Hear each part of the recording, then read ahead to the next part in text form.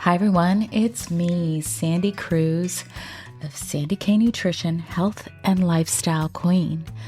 For years now, I've been bringing to you conversations about wellness from incredible guests from all over the world.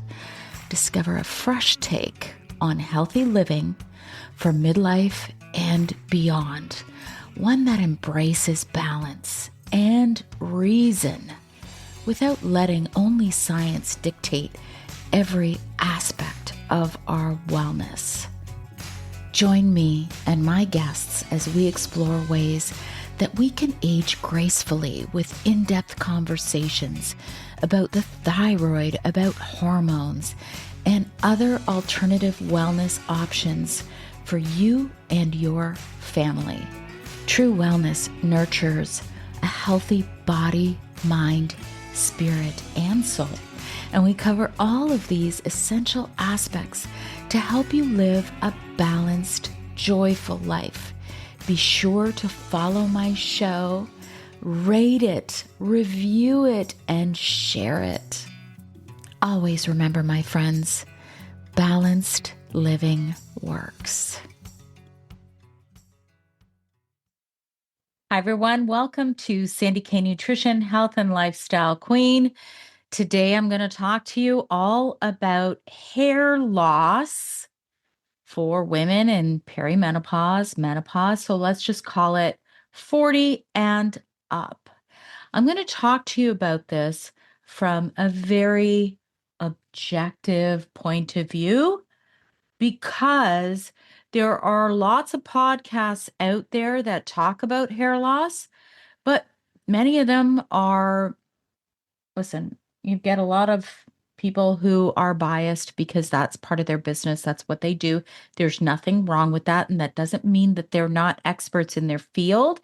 But I am coming at you about this topic as a 55-year-old woman without a thyroid gland. Most people know that a lot of times thyroid comes into play with hair loss, but I'm actually coming at you from a different perspective because I have I have no skin in the game. I'm just trying to help you as a woman over 40 who's experiencing hair loss. So I'm going to start with the couple of different types of hair loss. You can go and listen. I have interviewed Dr. Alan Bauman of Bauman Medical. I have no affiliation with him except that I know him and I've met him, and he has a fabulous clinic. I think it's in Boca Raton in Florida. So you can go back and search my interviews with him. He's amazing at what he does. And I even did one of the hair tests where you actually check the follicles. He's amazing, you guys.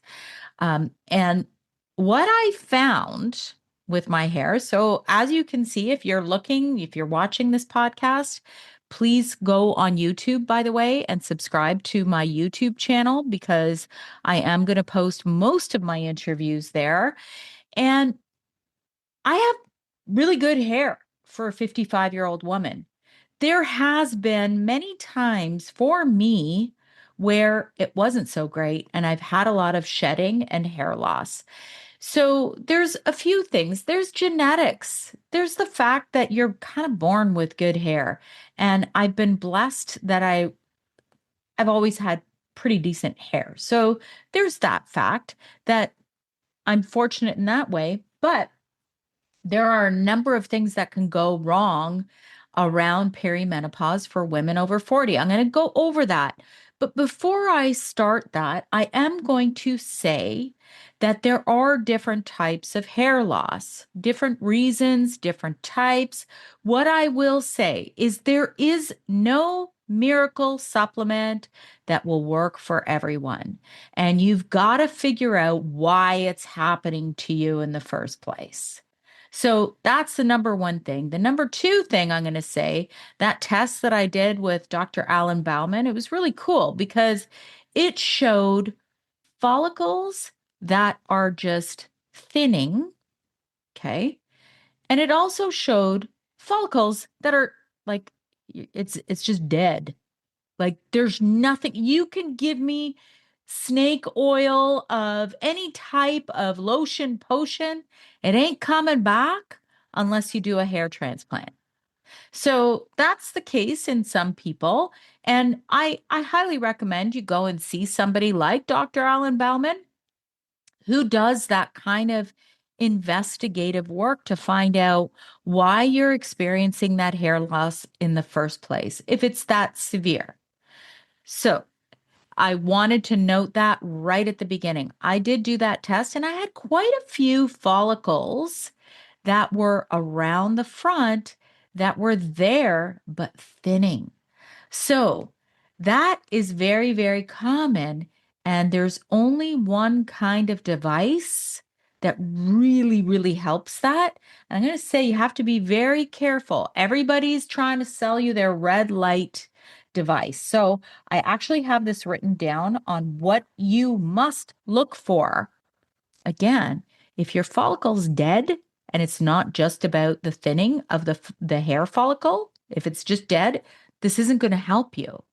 So, knowing your whys is really important. But red light therapy, so low level light therapy, photobiomodulation, can help to strengthen and thicken that follicle that's there, that's not dead. Okay. And when I say can, there is some research. Dr. Alan Bauman, and I have absolutely no affiliation. I know he sells like the right type of power and also the right nanometers that's required to actually make a difference. So that's the wavelength of that red light therapy. So you want, I'm going to tell you this, so just like write this down. Often you got to look for 650 to 660 of visible red wavelength, 810 to 850 of near infrared, and you want 30 to 60 30, and I don't know what this measurement is. Sorry, guys. 30 to 60, I don't know, something centimeters squared, whatever, at the scalp for clinical. Look for clinical setups of power. Because I actually recorded a podcast about red light therapy. You know, there's one thing to have the right wavelength, but it's another thing to have enough power to make a difference. So it's kind of like all of those things. And then there's duration. You got to do about 20 minutes per session. You got to do it about 3 to 5 times per week. And you know, maybe you're going to see a difference. And if you do, that's great. So if you are looking for one of those red light therapy caps, you just need to make sure that they have clinical evidence because there's so much of it, you guys, online. I just don't want you to go out and buy something that's just, BS and doesn't have the actual science behind it. So I have done a little bit of research um, in brands. I'm going to give you a few brands. I have zero affiliation with any of them. One is called Current Body, and it's the LED hair growth helmet. And remember, I'm not giving you advice, so you're going to have to just dig a little deeper. One is called Celluma Restore. One is called Eye Restore Professional and Elite Caps. And then you can also go to Dr. Alan Bauman as well. Most of these red light therapy caps are going to be over $1,000. And the fact is if you don't spend the money, you're probably not going to get what you need. Now let's get back to the rest of what I wanted to talk about pertaining to hair loss for women over 40. So, number one thing is to find out the root cause. So, again, to do that, it might be a little bit tricky, but a big reason why women start to experience thinning of the hair loss, all of that is hormones. I mean, if you've never had it before and all of a sudden you're entering that, that gray area called perimenopause or menopause, you can probably surmise safely that hormones have something to do with it. So I suggest getting your hormones tested. And a lot of people are like, well, why? I don't get it. And the main reason is because estrogen and progesterone start to decline and they're very protective of many things. Obviously, we know this. But with hormones, a lot of times it's about the balance of them. So testosterone, which can come into play here, this has something to do with that hair loss if your issue is hormonal. Estrogen, progesterone start to decline. Progesterone's usually first, estrogen comes next, testosterone's usually the last one. And so it's those ratios that can really cause problems with hair loss. And the decline of the estrogen and the progesterone, it counterbalances those androgen hormones. And testosterone, because it's declining more slowly, it kind of messes things up. So, what can happen is DHT can become more active, and DHT is just a very active form of testosterone. So, signs of this imbalance could be you're growing facial hair, you're growing more hair on your body, your scalp is thinning, you maybe have mood dysregulation, you maybe have acne. So I suggest you go see your hormonal practitioner and get some blood work done. Or you can do the Dutch test if your practitioner does that and kind of figure out what's going on with the ratios of your hormones. Because sometimes what can happen is you fix what's going on over here with these hormones, and then your hair stops shedding, your hair stops falling out, which is, ideal. But what can happen if you don't do that, you're going to keep having more issues. And that's why I'm always like, see somebody who can check your hormones first and foremost. Now, a couple of little things that as a practitioner I would do with a client. And remember, I'm not your practitioner. I'm not a doctor. I'm a registered holistic nutritionist. I work very much more so with supplementation. But, a lot of people are like, no, I wouldn't put that on me because a lot of people are worried about what they put on their bodies, which I am too. But if I was losing my hair, I'd probably just, and I knew that my problem was DHT, is I would probably do it in all honesty. Because, the facts are I'm vain about my hair. But if you go to Costco and you buy Nizoral is that dandruff shampoo. It actually blocks DHT in the scalp. So if you have all those symptoms I talked about, that might be a quick fix before you see your practitioner to say, all right, let's check my hormones. And the reason is Nizoral has this like antifungal ingredient that actually blocks it. So if you're desperate and you have those symptoms, you can do that twice a week. Typically, what's recommended is you put the Nizoral on your scalp, you let it sit for 2 minutes, then you rinse it off. And you do that a couple days a week, and it should kind of get that problem to slow down at least until you see your practitioner as to the root cause. Now, a few things that you can discuss with your practitioner, hopefully they are, remember, if you're going to talk supplements, make sure that they understand them. They're trained in therapeutic grade supplementation Typically, that would be a naturopath doctor, a registered holistic nutritionist, somebody like myself. Functional medicine doctors are often trained in supplementation, but a few you can discuss with them is saw palmetto is one, green tea is another one.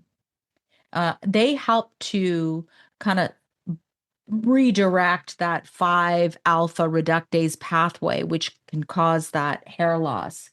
Zinc is another one, and nettle root. So I will get into nutrient deficiencies as well. But the main thing is you're going to want to check what's going on. Why is this happening? Don't run to Costco and buy that hair supplement thing that they have there, because unless you know why this is happening, a lot of people just probably see that it doesn't do anything. Now, along with this hormone testing, I'm going to say make sure that you check your thyroid.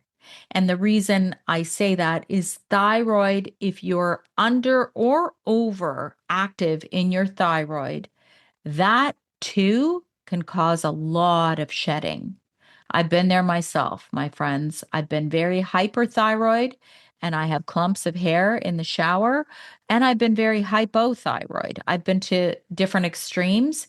So, thyroid is really important, but not just TSH. By the way, I wrote the Essential Thyroid Guide. It is on Amazon. It's just a guide. It is not clinical. It is not a clinical book. I want to make sure I stress that. It's just for those of you who just want to understand a little bit more about this thyroid that we have. I don't have one. I had thyroid cancer at age 41, and I'm thriving in menopause. So there you go. But it's not an easy feat. So when you do check your thyroid panel with your practitioner, make sure they check TSH, free T3, free T4, and antibodies. Those are the most important parts of the thyroid. There are other tests that you can check, but those are critically important. So make sure you can rule out that thyroid isn't the problem. So, another reason why we could experience hair loss is stress. Stress, stress, stress. Stress is always a factor in everything. And with stress, I think I'll have to do a separate show on that altogether, because there are so many things that you can do for managing stress, including lifestyle, supplementation, that sort of thing. So if you're going through a very high stress period in your life, you're going to want to work with a practitioner who can kind of help you mitigate those effects of stress. Another thing that could cause hair loss is medications that you're on. So check very carefully on side effects and see if that is a side effect. And if it is, find out why that medication can affect your hair. And the reason I say that is, let's say, I don't know, you're on some blood pressure medication and you find out that that particular blood pressure medication can deplete B vitamins, then you might know, hey, since I'm taking this blood pressure medication, I better be taking a high quality methylated form of B complex vitamins to try to counteract those side effects. So, you see what I'm saying? You have to be your own health detective, my friends. And this is why, you hear stuff on social media and this person says, do this for hair loss. Well, it's not so simple. And a lot of it falls into your own detective work, because nobody will know your body better than you do, my beauties. So, okay, I talked about stress, medications, thyroid, hormones. Now, another thing that could cause hair loss is a dysregulated blood sugar. So, again, go back to your practitioner. Make sure they check fasting insulin, fasting glucose. Make sure they check your HbA1c, which is a 3-month snapshot on how much sugar is basically sitting there and wreaking havoc on your on your blood sugar. So those metrics are really important to understand. And I do work with nutrients. I am a certified metabolic balance coach as well, but there are certain nutrients that are big helps with this blood sugar dysregulation and insulin sensitivity. When you are working with your practitioner, speak to them about orthomolecular products. There's the two that I swear by are CM Core and Diaxonol, and I have zero affiliation with them. They're just great formulations that include cinnamon and chromium and berberine. And it's never just about berberine. Everyone hears about berberine, berberine, berberine. And yes, berberine is wonderful, but berberine alone a lot of times doesn't do the trick. Those are the facts. And that's my experience. So nutrients, I'll shift over to nutrients because I think it's really important. If you eat a diet that is not balanced, if you eat a lot of sugar, if you are on a vegetarian or vegan diet, your hair loss could be a cause of that diet. So, ensuring that you have proper nutrients. And then, what I will also say, for example, B complex vitamins. You always see biotin in all hair formulas. Biotin is really important to support the integrity of the hair. So, B vitamins, just to explain a little bit about how they're so important.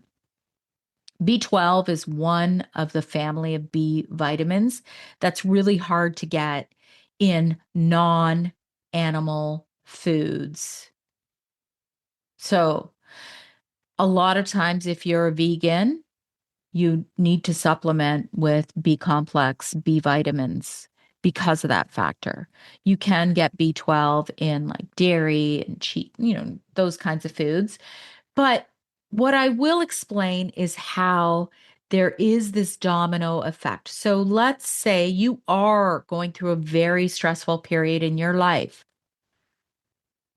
What can happen is you are depleting those B vitamins very quickly.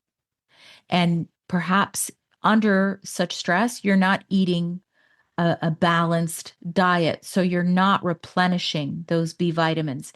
B vitamins are water soluble vitamins. And the best way to think about it is they're easy in, easy out. And some of the things, even if you're exercising a ton, if you're under a lot of stress, you could be depleting those B vitamins and then experience hair loss. You see how there can be a domino effect? So you really need to be your own health detective to figure out what's going on and why, and take the time to examine what's your why in this reason. So, B vitamins are very important if you are still menstruating, because chances of being really low in iron or ferritin are less as you get older and as you stop menstruating. But I always had an issue with low ferritin as well as thyroid in my 40s. I believe in taking either an iron bisglycinate or a heme form of iron and take it with vitamin C if ferritin and iron are your reasons. So again, you got to get blood work with your practitioner to find out what's going on there because you can experience hair loss if your iron levels are normal, but your ferritin is not. I've been there. So that's another thing to check. And then I always say, look to healthy essential fatty acids for healthy hair. That's also very important. So the last thing I'm going to talk about, I'm going to call this my bonus. Okay. And again, I do want to say make sure you work with a practitioner because I don't know you and I'm not giving you any advice because I don't know you.